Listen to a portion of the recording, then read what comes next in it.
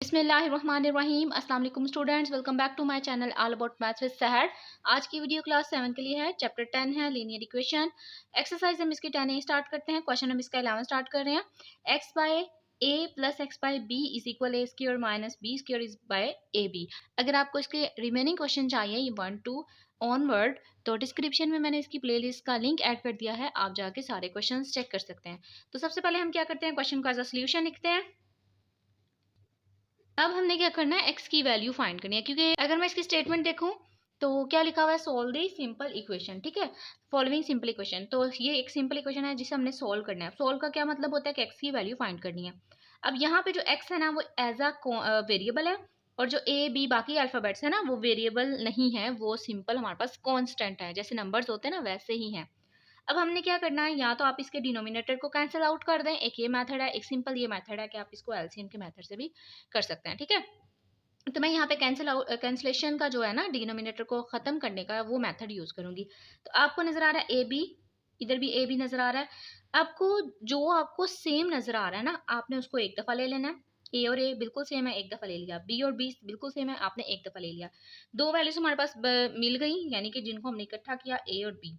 ए और बी अब ऐसी वैल्यूज हैं जिनको हमने हर टर्म के साथ बारी बारी मल्टीप्लाई करना है, ताकि हम ना नीचे से डिनोमिनेटर को खत्म कर सकें। फर्स्ट हमारे पास टर्म है X by A B multiply हो गया, सेंटर में आएगा प्लस एक्स बी।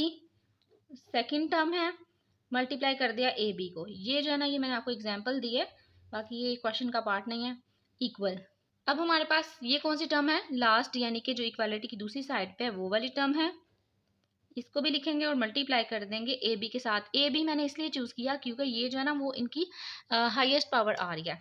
अब हमने ना इनको कैंसिल आउट कर देना है।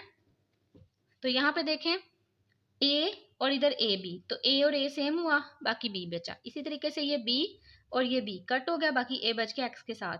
इसी तरीके से ए के साथ कट गया, ठीक है, और ये बी के साथ कट गया। अब जो बाकी चीजें बची हैं मैं वो लिख देती हूँ।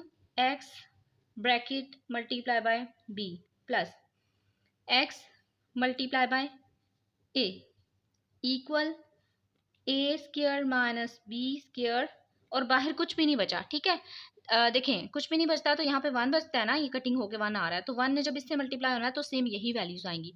अब हम इनको फर्दर खोल लेते हैं, यानी कि इसकी ब्रैकेट को खोल लेते हैं।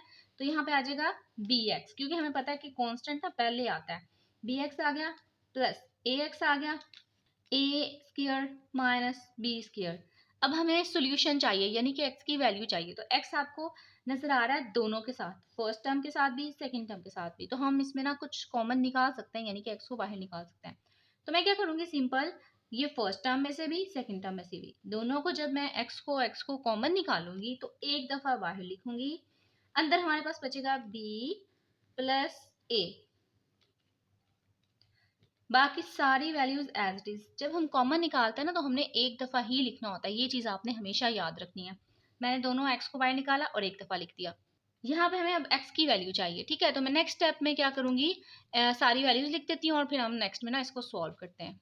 अच्छा, जो मैंने लिखा है इसको अरेंज करके, यानी कि जो हमारे पास वैल्यू थी वो थी x इंटू बी प्लस ए। तो अल्फाबेटिकली ए पहले आता है, इसलिए साइन का कोई मसला नहीं, क्योंकि प्लस है दोनों के साथ।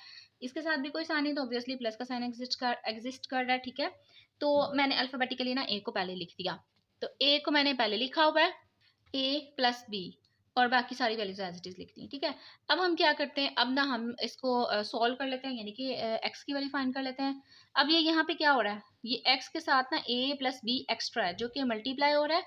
जब इसको दूसरी साइड पे लेके जाएंगे, अभी जिसको ट्रांसफर करना है ना, अभी फिलहाल उसको ना इग्नोर कर दें, यानी कि ए प्लस बी है ना, तो उसको हमने क्या करना है, इग्नोर कर देना, बाकी सारी वैल्यू एज इट इज रहने देंगे। अब जिसको ट्रांसफर करना है उसको हम डिवाइड कर देंगे।